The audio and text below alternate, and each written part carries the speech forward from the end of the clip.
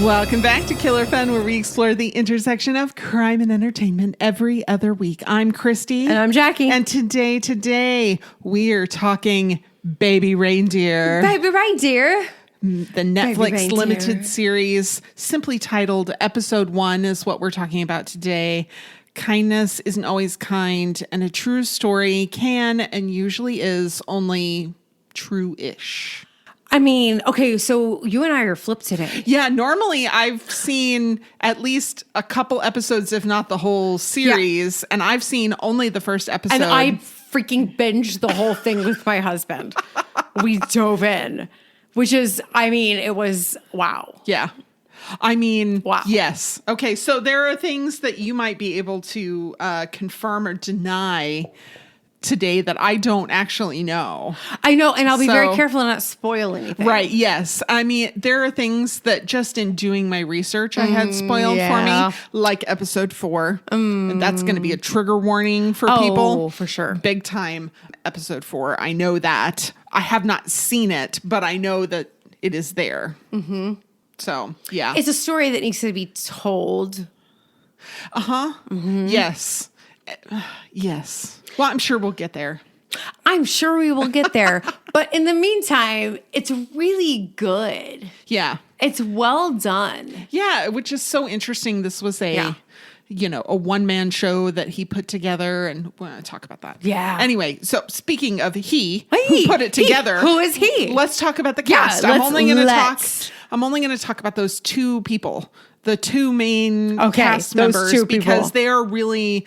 Like, I didn't get the sense in the first episode that there are lots of people that we're going to, like, know really well. And if we do, like, it's really not really well indicated in that first episode. Not in the first episode, but there are. Okay. See, so there, yeah. When I say this series takes a turn. Yeah. Oh, I believe it. And who you think is the most impactful character you haven't met yet. Oh, okay. That's good.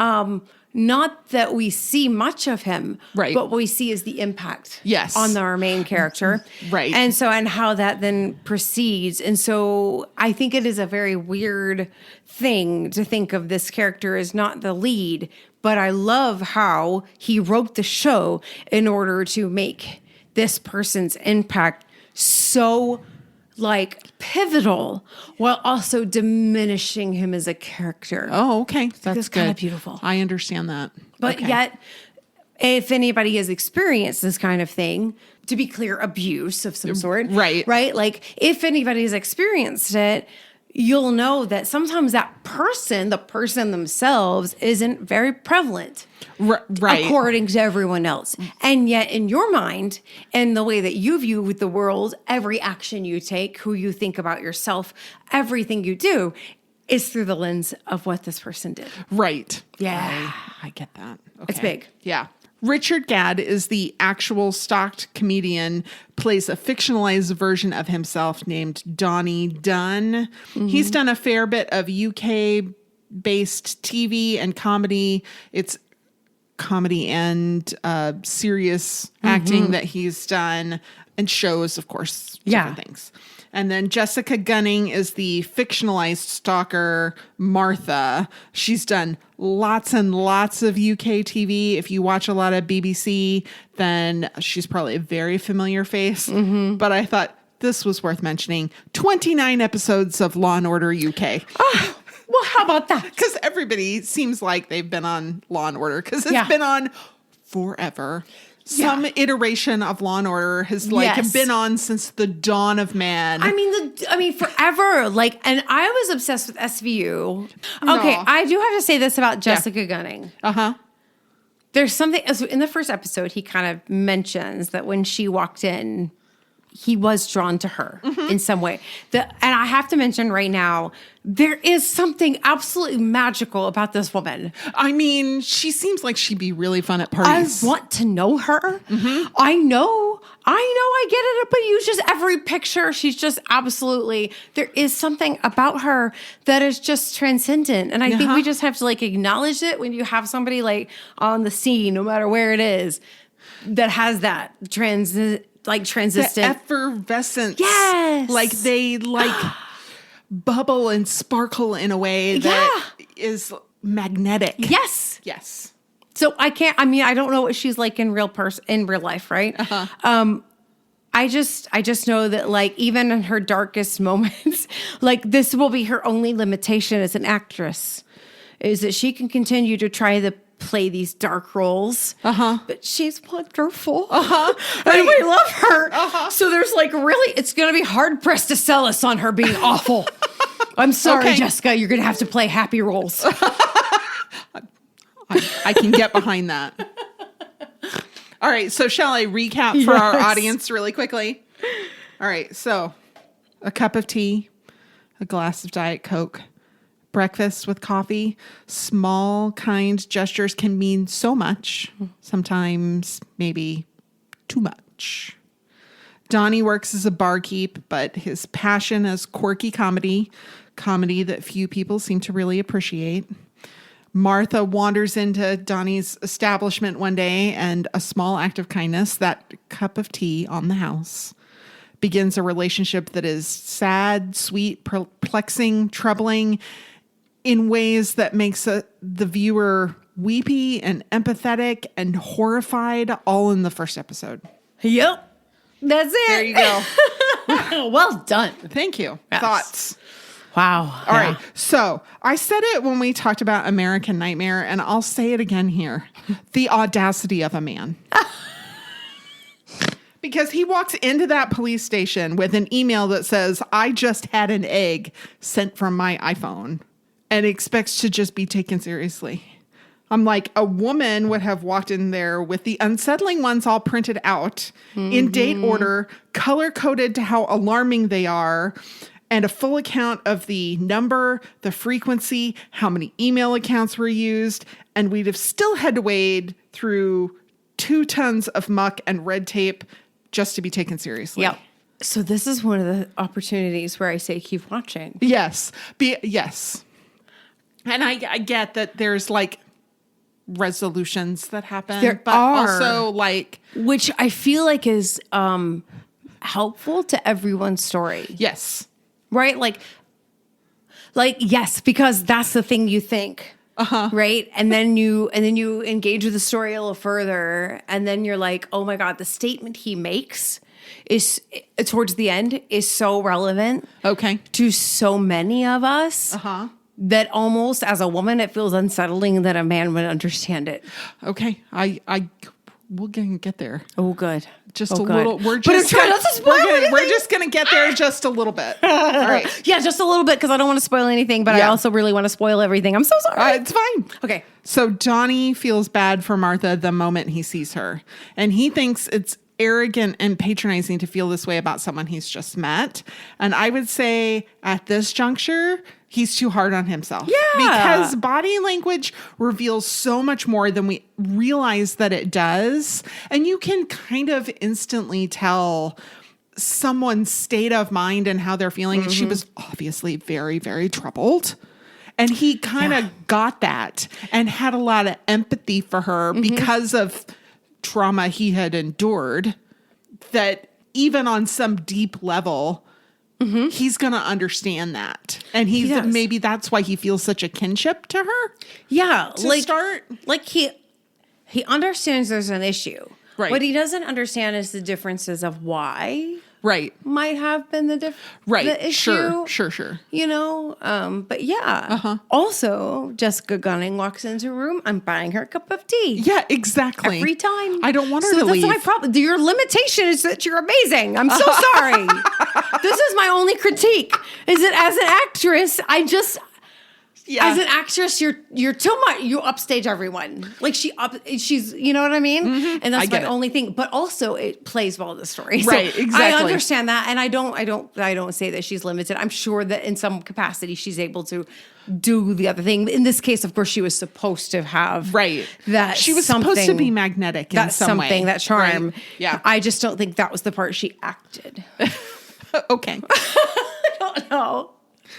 So Martha asked Donnie for Diet Coke, plenty ice. Yeah. And I was like, Okay, so that's London. The US and the UK have very different ideas about how much ice should go in any beverage, even sodas.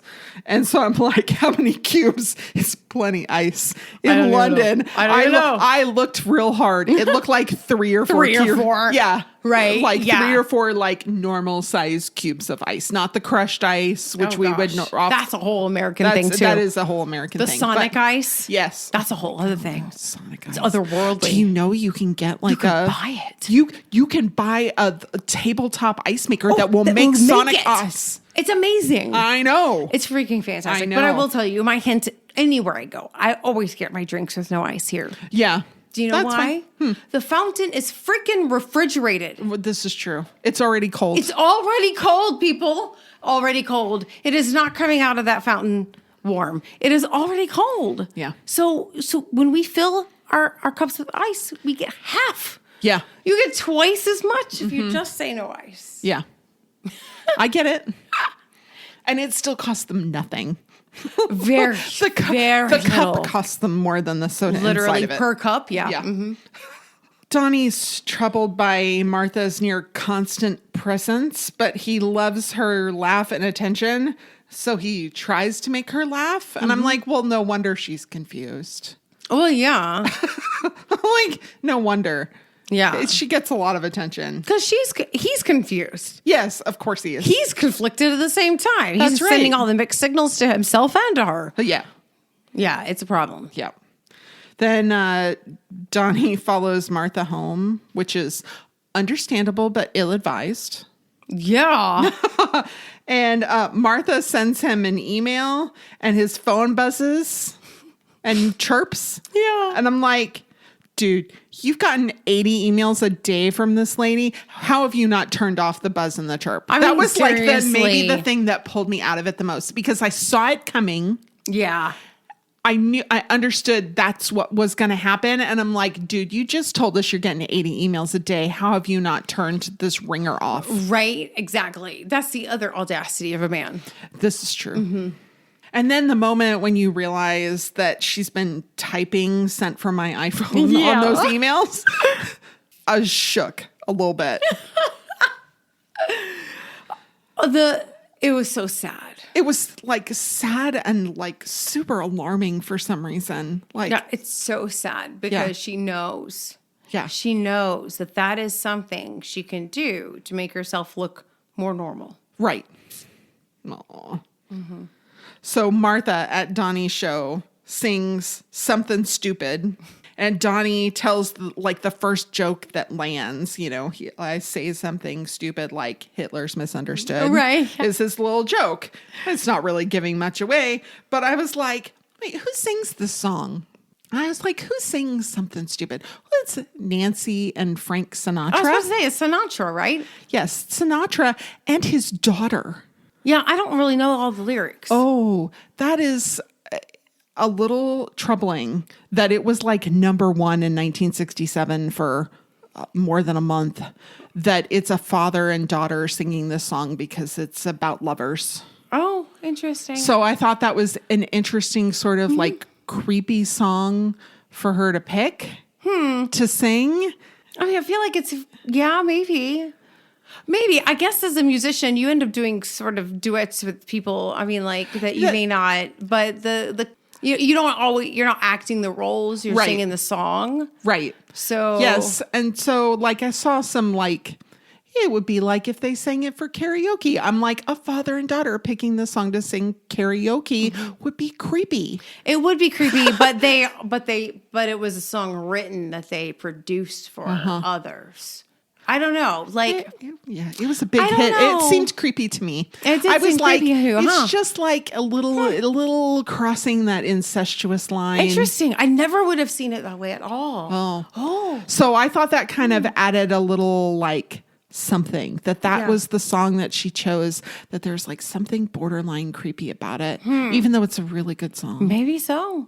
It always makes me think of Better Call Saul because they use that in a montage. And I know. I forgot about that. Yeah. Oh. Yeah, when she sang it, though, I couldn't help but think she may be creepy, but she ain't wrong. She's a great plant in your audience. Right. And you need her. Exactly.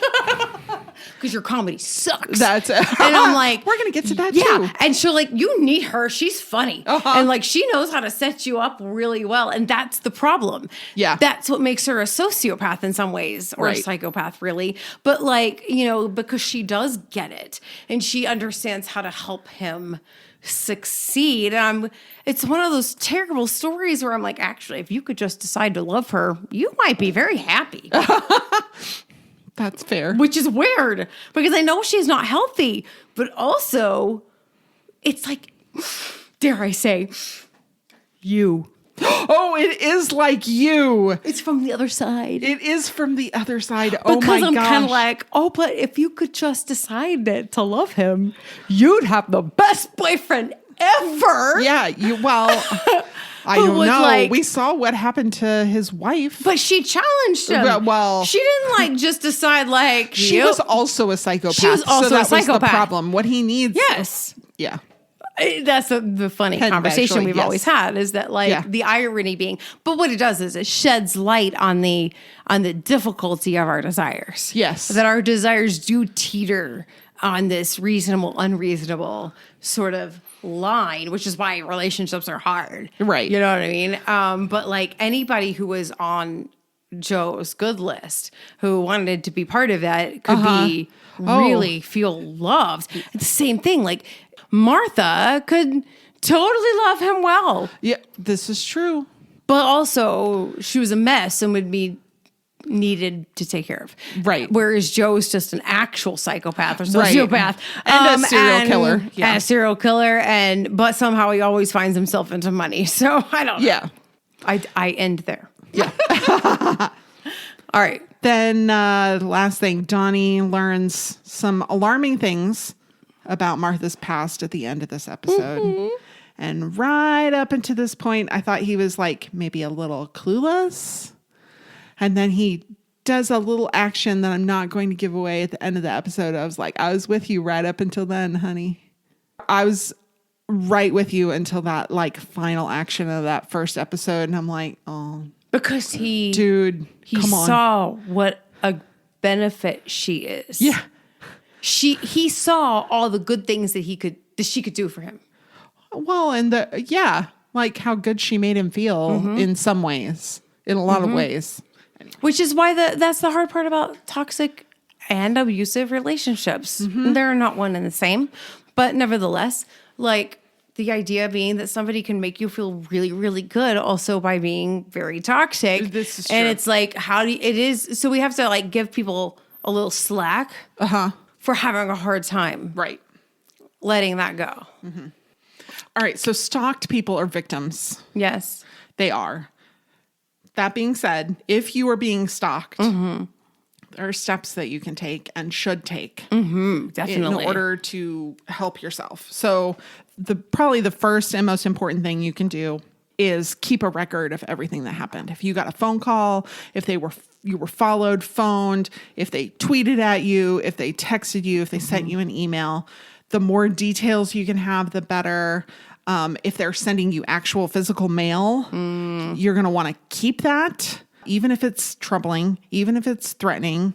You unfortunately, you really do need to keep it, and you need to handle it as little as possible. So like if you get mail and you can recognize the handwriting and know it's from them, don't even open it. Just, put it in an envelope or a plastic bag and don't even look at it. If you have to have a telephone conversation, it's a good idea to try and record it if you can. Keep those messages, write down even if you don't answer phone calls, if they called you, what number they called from, what time they called. The more information you can have, the better. And here's something really, really important. Tell your friends, neighbors, coworkers. Tell people they need to know so that they cannot engage with your stalker, so that they are aware that you are having an issue and maybe help keep you safe. That, small things that they might think to do that you might not think to do for yourself, like walk you to your car or call for an escort or something like that. Yeah. Really important. If you know who's stalking you, So there occasionally you don't know. Most of the time you do. Don't confront them. Don't agree to a meeting to talk about how upsetting it is that they contact you all the time. Don't do that. Don't respond to anything in any way. Because if you don't respond 9 times and respond on the 10th, whether that's a returned text or email or answered the phone call or whatever, they're just learning that if they're persistent enough, They will get to you. yeah, that they'll get to you. And, contact the police. Yes. So if you're in the UK, there is a nonprofit organization, which is called a national charity there, called Protection Against Stalking. And protectionagainststalking.org is their website, and they can help you. They do have some statistics that 1 in 5 women and 1 in 10 men in the UK will be stalked. 94% of women who are murdered by a man are stalked prior to being murdered. 43% of stalking victims have not been in an intimate relationship with their stalker. Wow. So I wouldn't say that they're not completely not in an intimate relationship because they are they spent a lot of time together and that breeds some intimacy, but there is not a romantic relationship, as Donnie makes very clear to Martha several times in the episode. So, I think that would fall into that 43%, which seems like a lot. Now, people will typically experience 100 instances of stalking before they go to the police. And that's because these actions will seem kind of unremarkable. Yeah. They're small, and it can be difficult to explain that this is stalking and why it feels like stalking. But if you need assistance, you can go to the Protection Against Stalking website. They do things like campaign to raise awareness and highlight the importance of early intervention and what effective interventions there are. That's on a broad scale, but on a more individual scale. If you need help, they can help you find local support for you. They'll help you assess your risk based on your particular situation. Yeah. They'll help you with that. They'll also engage with criminal and civil authorities to help you so that because they understand that this is a really challenging sort of thing that's happening. And their goal is to really hold perpetrators to account. Good. So I like it. Yeah, that is a good resource if you're in the UK. If you're in the US, which many of our listeners are, victimconnect.org has a resource map where you can go and put in your location and find things that are close to you. And they're adding stuff to that all the time. And then the Rape, Abuse, and Incest National Network, RAINN, RAINN.org, has both a phone line that you can call and online chat that's available 24 hours to help you find resources. And then if you're an organization, there's the Stalking Prevention Awareness and Resource Center, SPARC. They don't have resources directly for victims, but they have a lot of information. So if you need to research and find out, is this really stalking? You can go there and look at information. If you're an organization that's helping people who are being stalked, or you're having an issue maybe with an employee who's being stalked and you need more information or some training, they have it there at stalkingawareness.org. Nice. Yeah. So here's how it works. Christy wrecks her search history. Hey, NSA, we promise it's nothing more nefarious than a podcast. To find out what's true, some of the psychological motivations behind the characters' actions, and real-life applications that relate to our topic. I have no idea what Christy decided to look up. Could be the same thing that captured my curiosity or something I never thought of. Is it true? So how true is the show? Yeah, because we know that this is his story. Right. The creator, the guy who's the star. Yeah. This is his story. Right. So he did interviews with The Guardian and Variety that I'm going to talk about. So this is technically a screen adaptation of Richard Gadd's show, also called Baby Reindeer. But it came 3 years after he did another show called Monkey See, Monkey Do. And it's kind of both of them. Okay. Because some of the things that are talked about, I believe, later in the show are covered in Monkey See, Monkey Do. Okay. And so he kind of put them together for this particular show. He told the whole story. Right. Yeah. The whole story. Yes. He said that it is very emotionally true, though he has tried to eliminate some identifying details so that the people wouldn't be bothered. Right. But he said, to make it TV friendly, they've tweaked some of it to kind of make it more climactic in some ways, which makes sense. I thought this was interesting. Gad 34 is incredibly hard on himself and his part in this nightmare dynamic. The plot really lingers on the times he might have shut the situation down. And I was like, oh, he's hard on himself. And then Variety, he did like a whole interview, and he said, we were very aware that some characters in it are vulnerable people, so you don't want to make their lives more difficult. That's why they really tried to skin this over. And he said also for artistic reasons, a lot of stalking is quite boring at times. Yeah. That makes sense. I thought I'm like, I get that. Yeah. Yeah. And then I thought this was just such a nice bit of insight. Stalking usually is depicted as someone who is kind of evil, whereas I felt like there was a vulnerable person who genuinely couldn't stop, who for whatever reason had believed the reality that was inside her head no matter what and couldn't change from that. I'm like, oh, it's so compassionate towards this person. And I really appreciated that. And he said what he really wanted of this show was for it to be examination of the ramifications of trauma. Yes.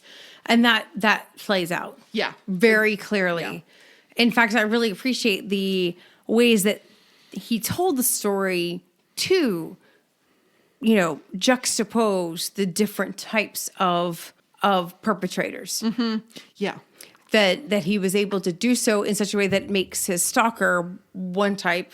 Right. And other people in his life another. And that by doing that, he was able to retain empathy. Yeah. And that empathy, I feel like in the end, was a little healing. Oh, good. Okay. For him. Okay.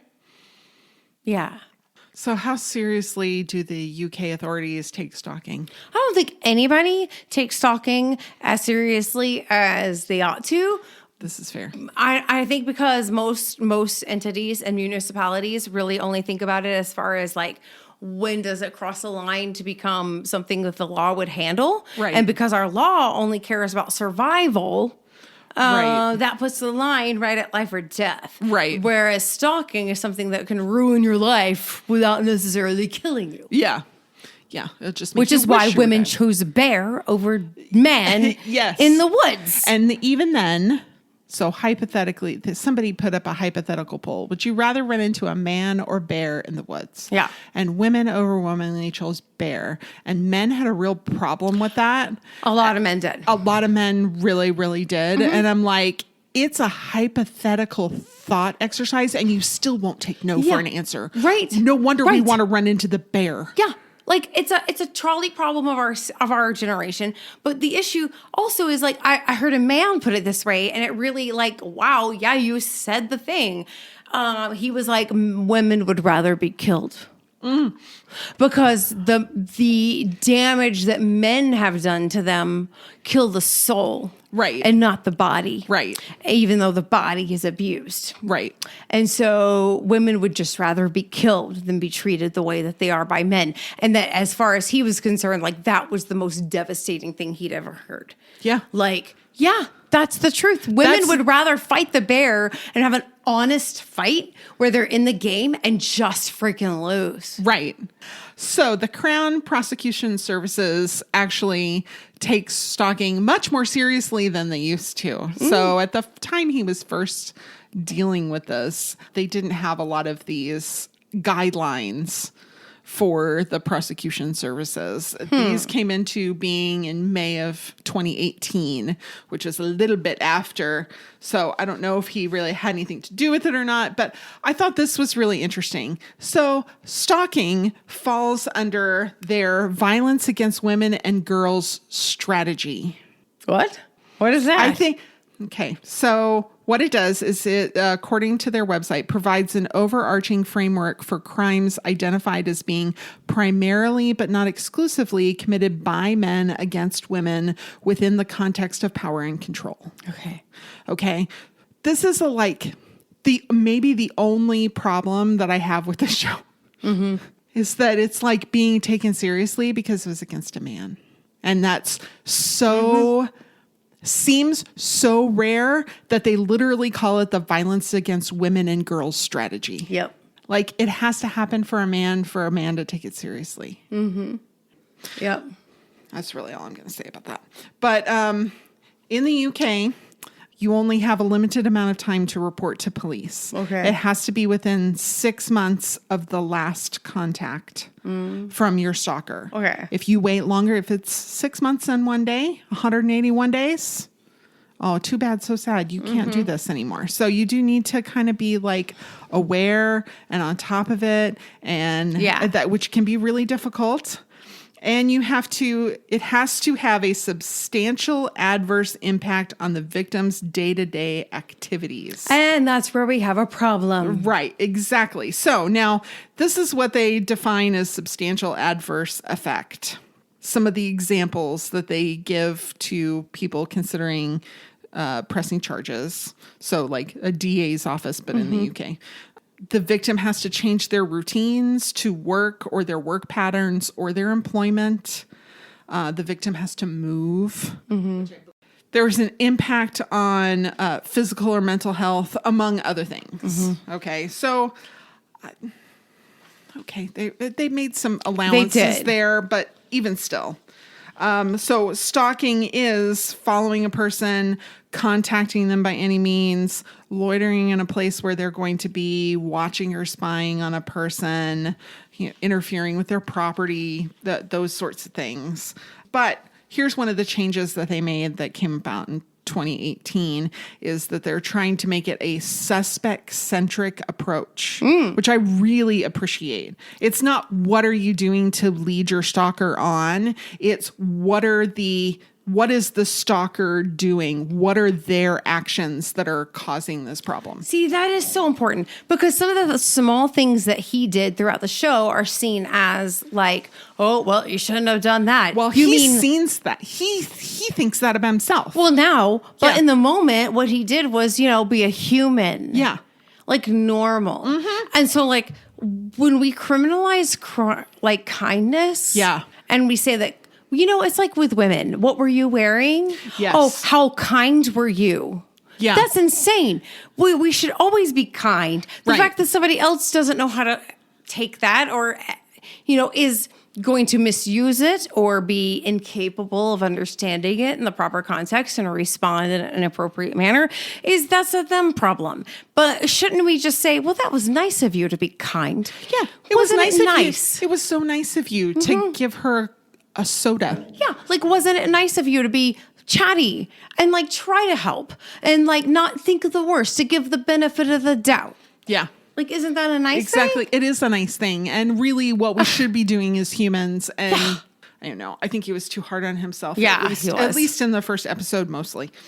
They also have the bail and keeping victim informed. So if you file a complaint and they decide not to file charges, the police are supposed to let the victim know. So if there's not enough evidence that that violates the criminal law, then they're supposed to let you know so that you can take appropriate actions. Or if they have been arrested, but they get released on bail, they've posted bail, they're supposed to let you know. Yeah. And I'm like, oh, I really appreciate that because then they can prepare. Yeah.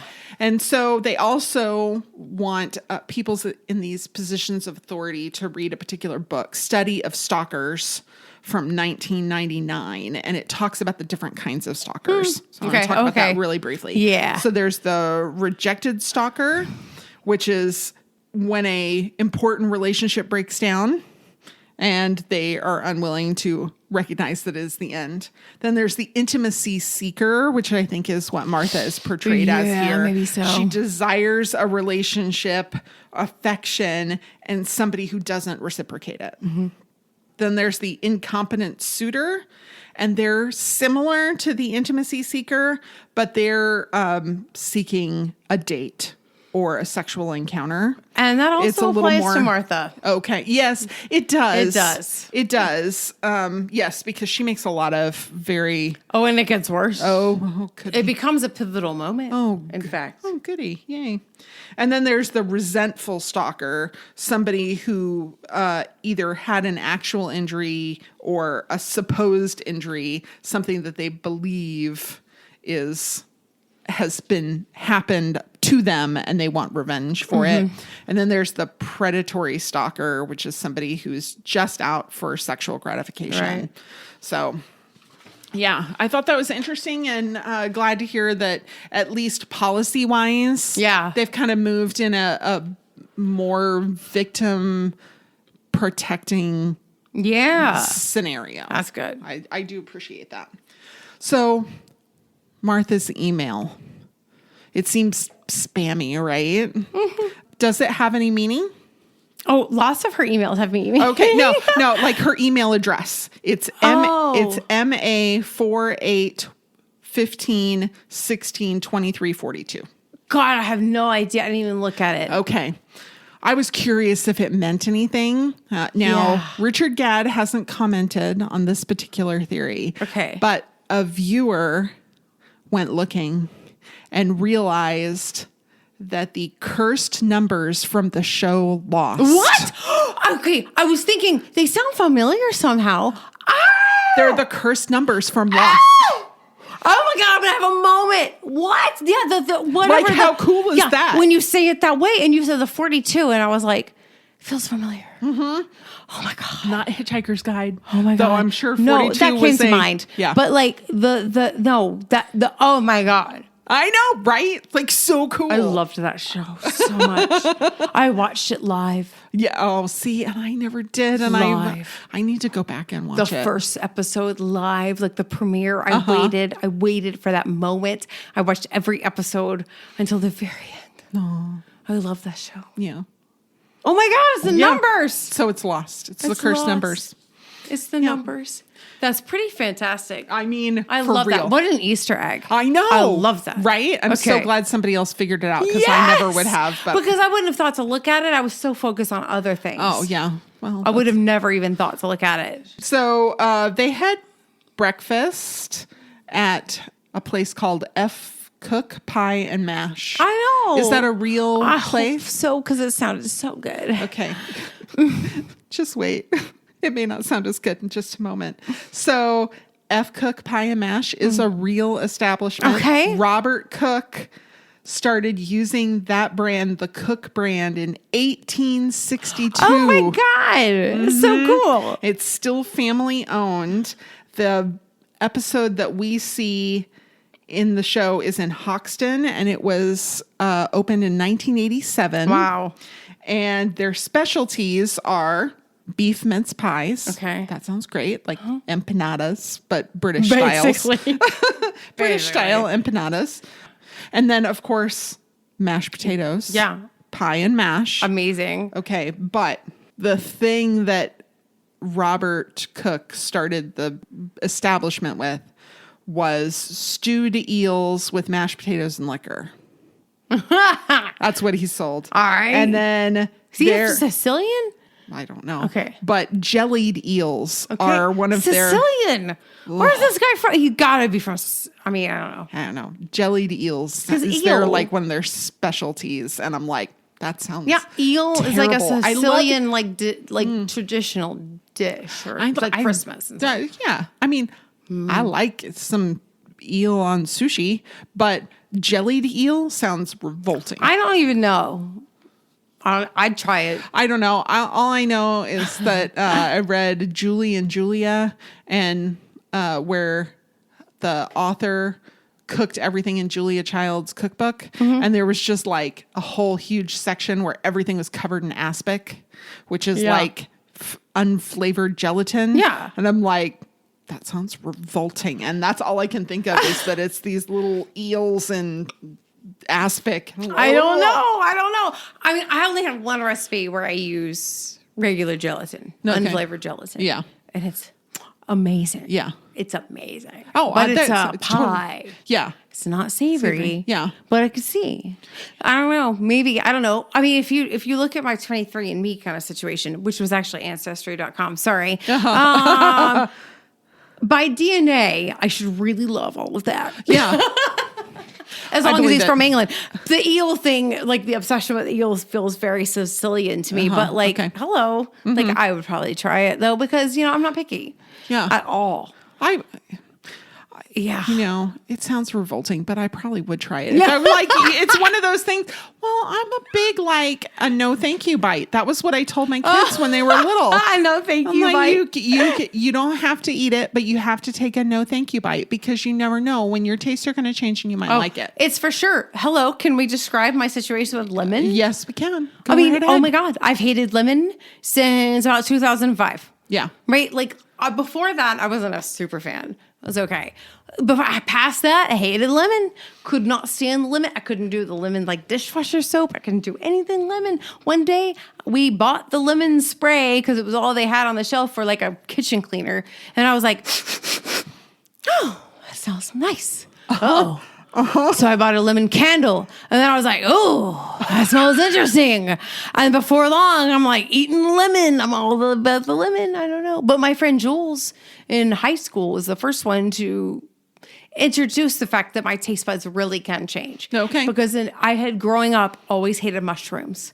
Oh. And she loved mushrooms. And so she would always force me to eat a mushroom. Yeah. And one day we were at like TGI Fridays. I remember this. We were at TGI Fridays. And she ordered the stuffed mushrooms appetizer. And she was like, you're going to have one. And I was like, okay. And I ate it. I was like, that's freaking delicious. Bring me more. I have loved mushrooms ever since. That's not so funny. So that's when I knew my taste could change, which is why when I smelled the cleaner and my reaction changed, I was like, oh hey, maybe I can eat lemon now. maybe I can eat lemon now. And I can. Oh, can I eat lemon? Yeah, you and me both. Delicious. I love lemon.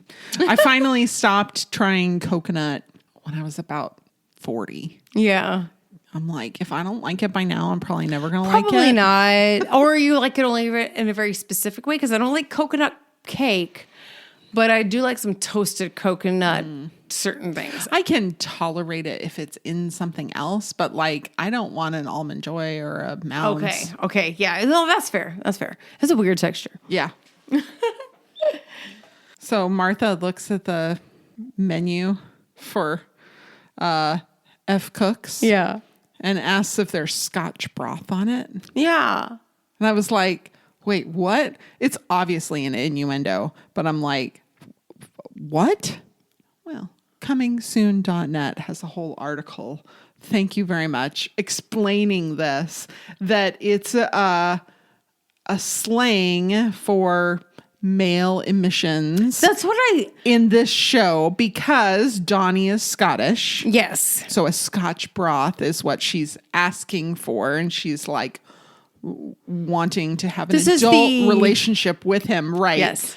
But even within the UK, Scotch broth as a euphemism for that is like, this is a Martha thing, not a UK thing. She made a joke. Yeah, she made a joke. She made a joke, and it landed, though. It did. He got landed. it, but it made him really uncomfortable. Yeah. There is a Scotch broth dish, which is barley, braised cuts of meat, root vegetables, and spices. Okay. But it's not a euphemism for anything. Yes. Donnie said Martha sent him 80 emails a day sometimes. How much contact did the real stalker have with Richard? Oh, I can't even imagine. Okay. Would you like to know? Yes, I would desperately like to know. So first of all, I did the show math. Okay. Which is if she sent 80 emails a day to Donnie. There's 1,440 minutes in a day. That would have been an email, an average of every 18 minutes. That's a lot of email.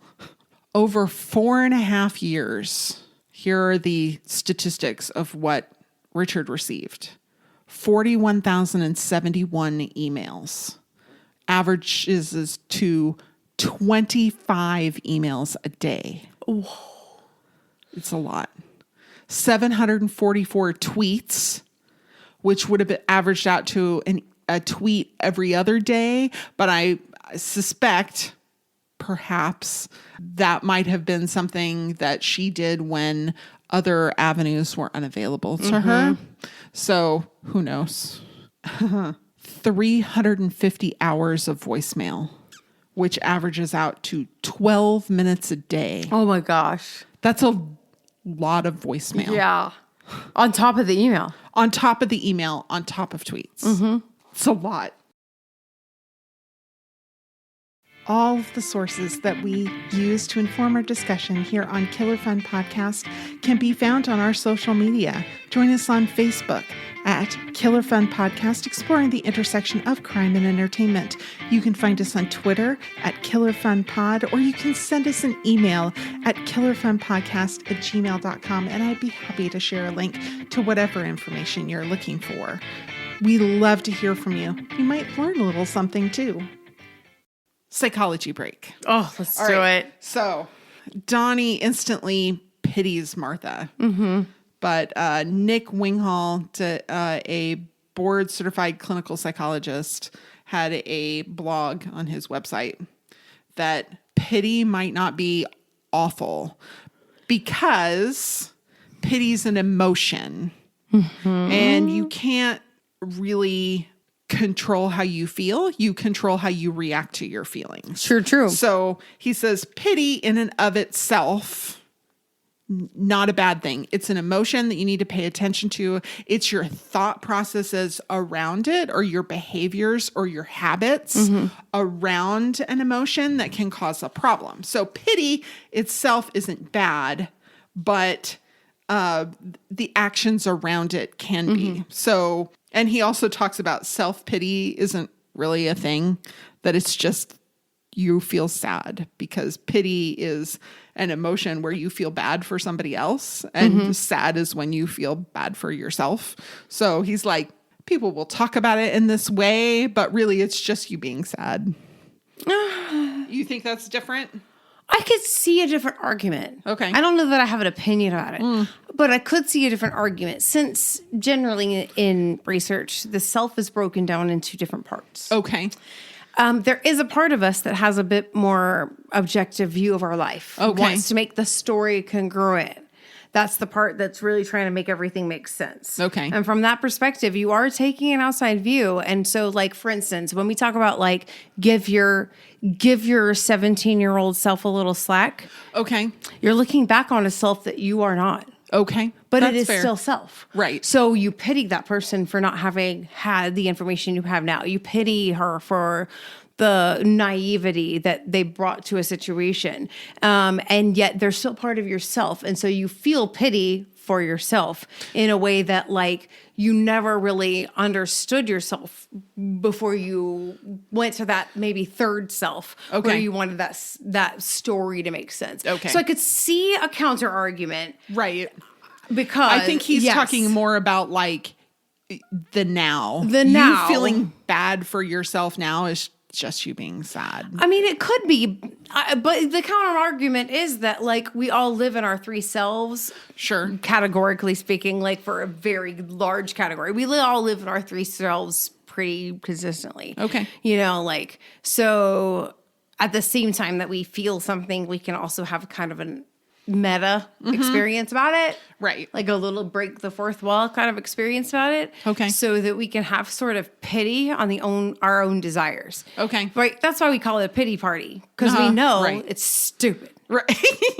Right? Like, we That's know fair. it's stupid, Right. and yet we feel that way.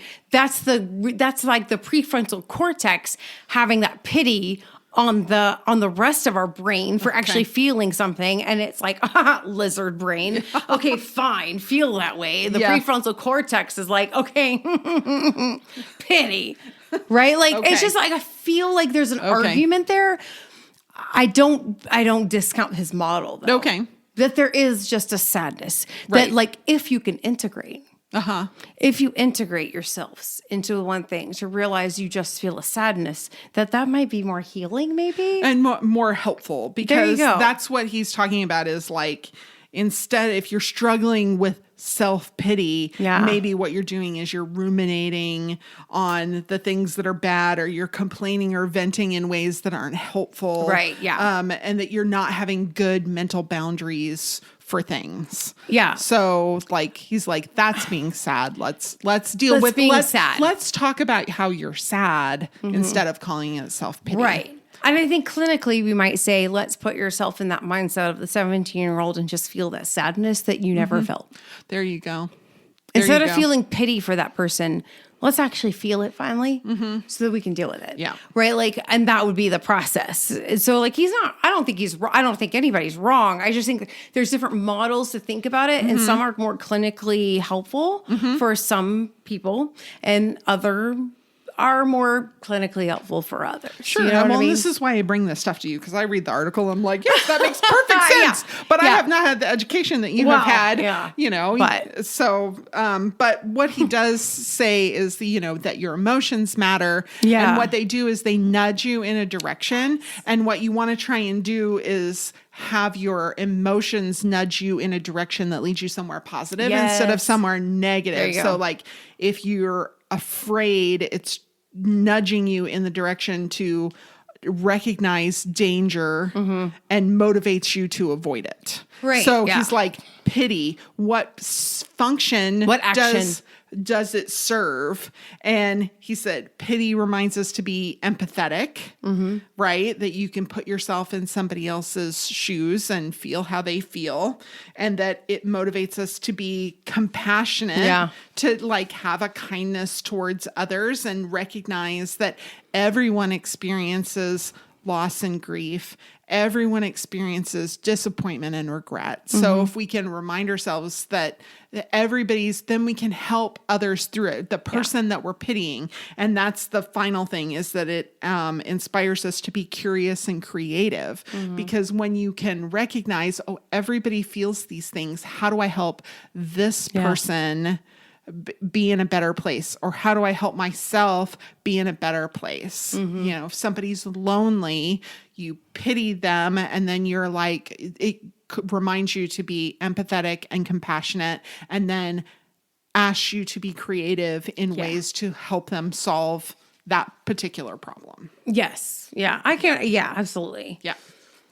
So Donnie confesses that he thought that achieving his goals would result in happiness. And then he felt like he had to choose either achieving his goals or happiness. So Tiny Buddha had a blog from James Kane. And basically he's talking about, he has a little rosy view on it of like, the journey is that's really hard for somebody who's in a difficult place to be like, enjoy the journey. Like, I don't enjoy the journey all the time, because sometimes the journey sucks. Sometimes I can get that there's like something better at some point down the road, but right now it just blows.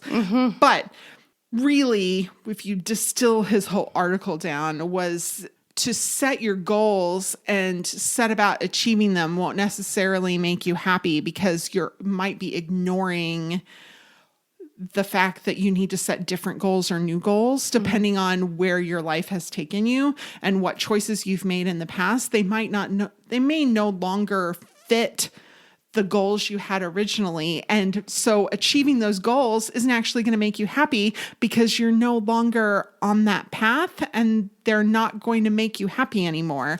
And if you're so focused on your goal that you can't adjust it, then you're not going to find happiness. It's like, it's a big fight between this and philosophy. Yeah. So the problem here is that, Darwin gets misquoted a lot. Okay. Charles Darwin. people like to say, oh, well, survival of the fittest. No. What he said was that the fittest are adaptable. Okay. Okay. I understand that the impact is that survival of the fittest, being the ones who are the most adaptable tend to survive. This is what you're talking about. Yeah. Your goals need to adapt to the current situation. What we don't talk about is that there's grief there. That just because we as a sentient human being and an evolved species can understand that our goals must adapt to the current situation and resources that we have, we also have to then grieve the things that we hoped for that are no longer either possible or no longer make us happy. And that's sad. Yeah. Right. So we have to grieve that and go on. And if you can adapt and agree and grieve that and go on, then yes, then you find an adaptability. And that way you might find something like flow in your life where like you're being challenged, but you're rising to meet the challenge and you're doing the thing and you're quote, enjoying the journey instead of the destination. Right. But let's not act like goal achieving isn't a big deal. Right. Right? Like there's something about grit and resilience that we very much honor. And so it's that weird tension between being very adaptable to where life is taking you versus the resilience to hold strong and steadfast towards a general goal in order to achieve it. And so Michelle Obama said something very, very poignant. She was like, you can't take everybody with you. You're going to leave some people behind. Yeah. Because if you're on a goal, if you're on a journey, sad. And she was very like, she told a whole story about the way she said this, that like it was hard for her and for Barack Obama because they were leaving behind a generation in their family that had not gone where they were going. And because of that, you know, you want to bring everybody with you, but eventually what you realize is you can't, they're going to bring you down. So you have to let them go. And there's a grief in that to stay focused on your goal. And that is also happiness. Yeah. That's fair. That is also happiness. But what it means is you have to let people go. Right. You have to let people feel like you left them behind. You have to let people feel abandoned, knowing that when you get to your goal, you might actually be able to bring up the tide for everybody and know that like some people are going to hold it resentfully against you. And that's a them problem and not a you problem. Right. That is hard. The courage to be disliked. Yeah. And so yeah, for sure, being happy is not necessarily goal achieving until it is. Right. And so, yes, but then there's the rest of us who need to adapt to our goals and say, wow, but like this thing. It's not even necessarily like you even have to change your goal. It's that you have to realize that the path that you were on isn't actually going to get you to that goal. Yeah. So you need to take a different path. Yeah. Or if something props up in your life that you're like, wow, This is better. this is a worthy goal. Yeah. This is a worthy goal and it wasn't my dream. And maybe the thing I leave behind because we can't take everybody with us Oh, sometimes is you have our to- little girl's goal. Oh, I was just going to say we leave our little selves behind. We leave our little selves behind. No. Yeah. All right. And then there was one quote that I asked you to think about because Yeah. I understood that I was not going to be able to talk about it in the right way. So the quote is from Martha. She says it to Donnie. Some people run away by packing their bags. Others run away by standing in the same place for too long. Yes. I'm going to harken back to the Darwin thing. Okay. Adaptability is what makes us survive. Okay. Some people stay in the same place because that's the devil you know. Like Okay. we use cliches to describe these things that have actually been operationalized and then defined in research, right? So like the devil we know. Sometimes we stay where we're at because the fear of the unknown, the fear of what might be is paralyzing. And at least we know how to manage the dysfunction that we have. So Okay. we learn to dysfunction in our function. And because of that, we're succeeding. Ugh. So if we're succeeding, why would we move, right? So there's like a business cliche that really kind of comes into play here.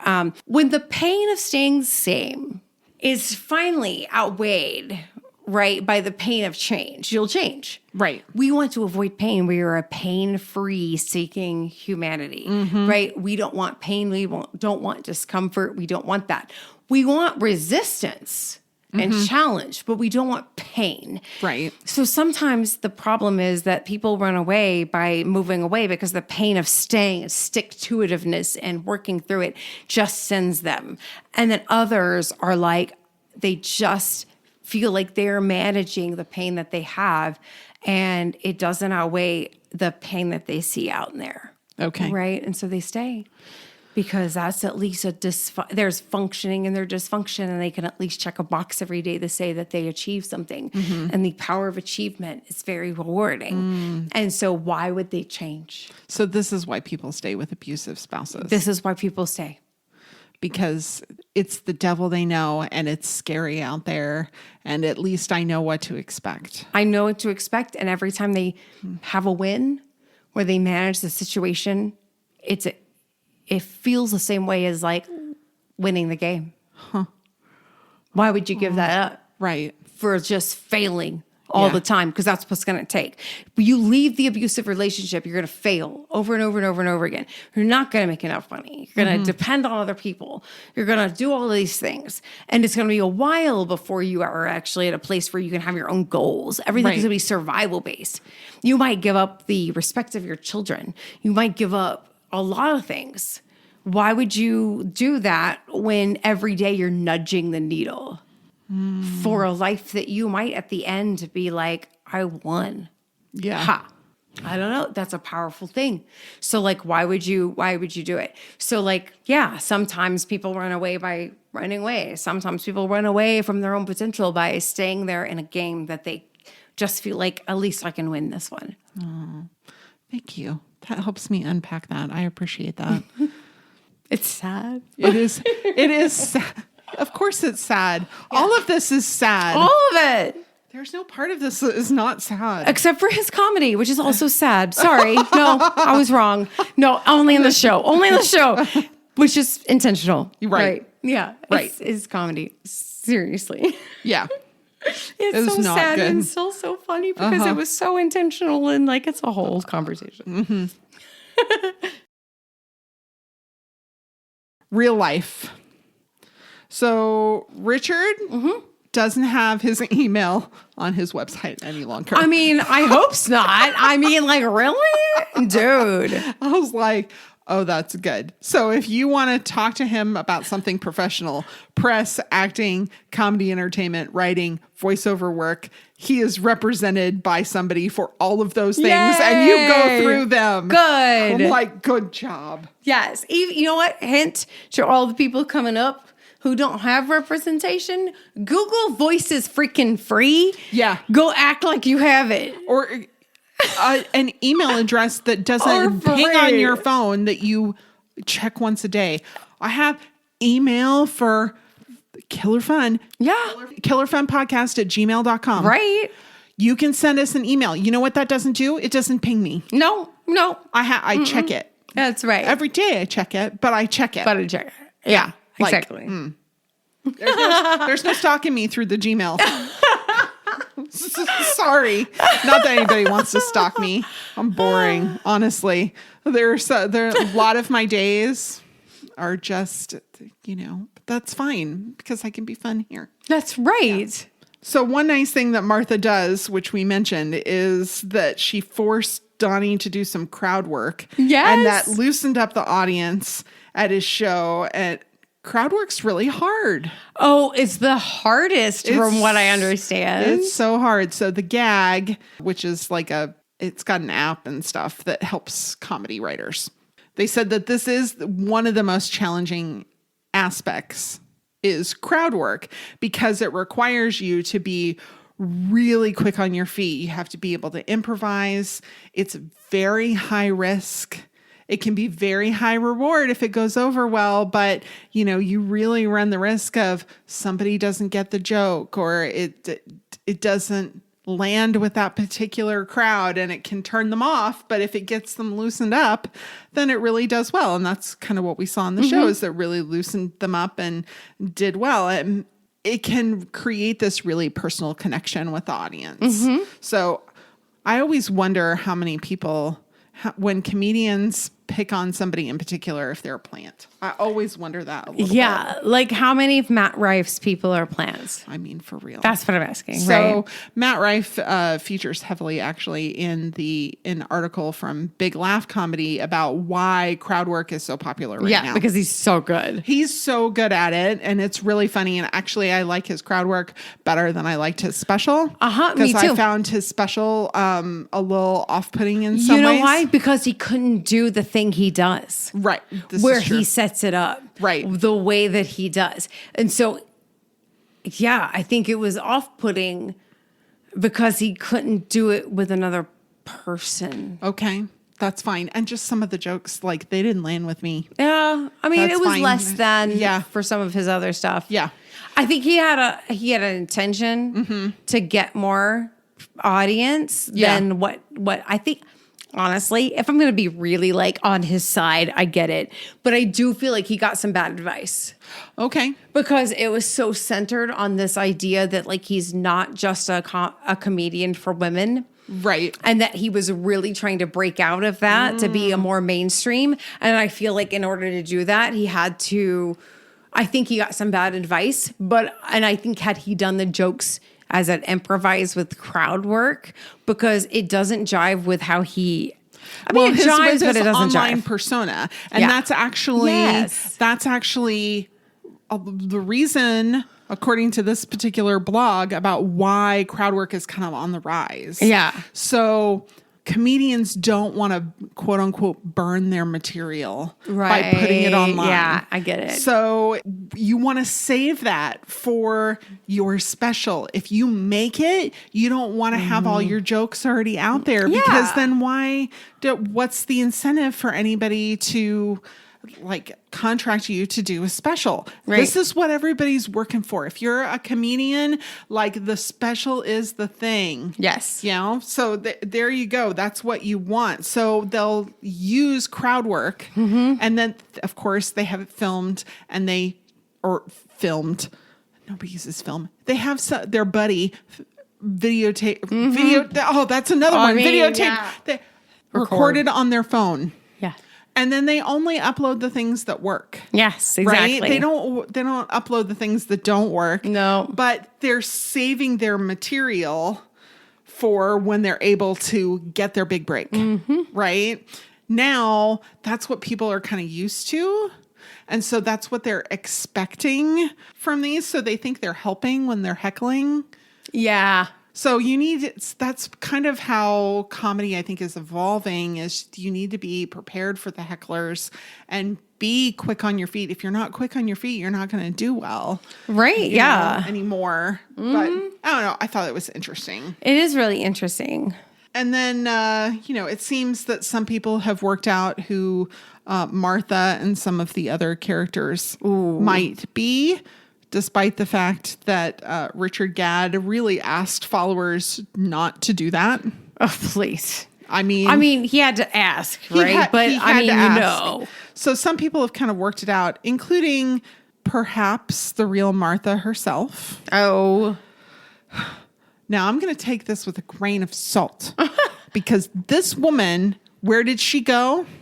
It was in the UK. So where did she go? She talked to the Daily Mail. I mean, of course. Right. Right. Okay. So I read the whole Daily Mail article, but I have a Hollywood Reporter, like a distillation of that, which is better because I'd really rather not support the Daily Mail if I can help it.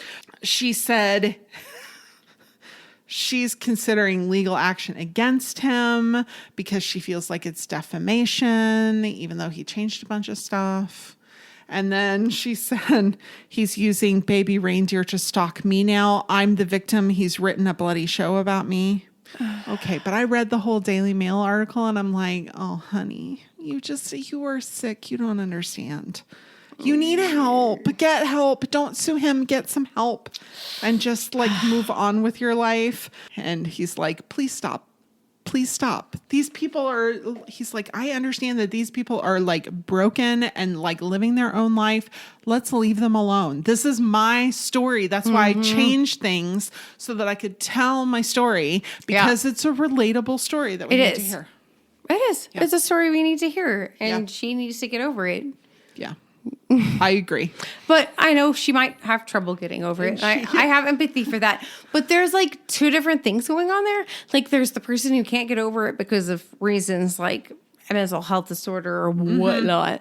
Okay. But also, if you wanted to be represented better in somebody else's story, you should have acted better. You don't have control over somebody else's story, especially when they're going to such lengths to try to actually protect you from it. And if you don't like it, that was a you problem. Yeah.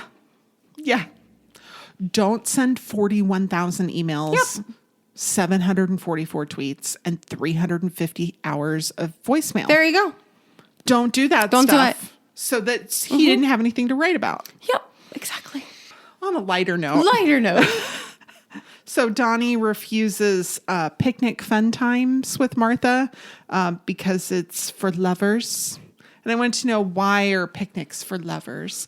Picnics have always been for lovers. Like lovers thing. It does. And it's kind of always like for centuries, it's like the date idea. And I wondered why. So Jen Vasquez, who's a photographer, wrote about it on her website, why she thinks that it's a romantic gesture, because it requires thoughtful planning. You have to you have to find the basket. You have to pack the food. You pick the location. You pay attention to the weather. You got to make sure you have plates and glasses and the blanket and maybe a pillow and, you know, all of these beautiful things that really make it feel like you're being wooed. Yeah. Right? Yeah. And then you have this intimate setting. You're sitting on the ground and you probably have picked somewhere that's not so busy that you're going to be interrupted all the time. That's part of it. You're really paying attention to your partner's tastes. So you're not going to like just pack any old picnic. It's not just food. It's about what you've thought about what your partner wants. Right. What they will enjoy so that they will have this nice time. And you tend to put the phone away. You're in nature. You're having this intimate conversation with one another. Maybe you're feeding one another, you know, berries or things. And that feels all very intimate. And it's also memorable because you don't do it often. Right. And it can be very affordable. Yeah. So even things like a peanut butter and jelly sandwich can be romantic if you're willing to, you know, cut the crusts off or cut it into a little heart with a cookie cutter. Yeah. You know, I mean, things that like that can be very like simple food, can be really affordable, but also very romantic and thoughtful and sweet. Yeah. That makes sense. That's why picnic fun times are for lovers. Yeah, they're for lovers. Which I appreciate that he made very clear to her on a number of occasions that lovers was off the table. Right. He was willing to be friends with her. Yeah, he really was. He really was. I mean, a picnic is for lovers, and it really shows that the woman is willing to go in nature with you. And seeing how most people would choose a bear, you should really appreciate it. That's right. Exactly. You're safer than a bear. I don't think you're going to injure me. That's what it says. That's what it says. Low bars. Okay. Next time, something entirely fictional. We're going to look at some paranormal crime investigation with dead boy detectives. I'm excited. Me too.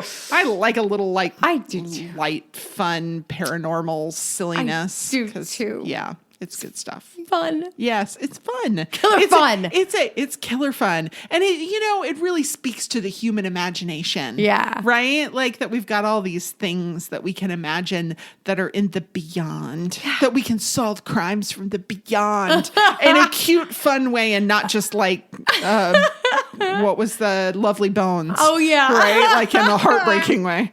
Right? Oh. Thank you so much for listening. We know you make a choice when you listen to us. We don't just come on the radio. You download us and choose, and we so appreciate it.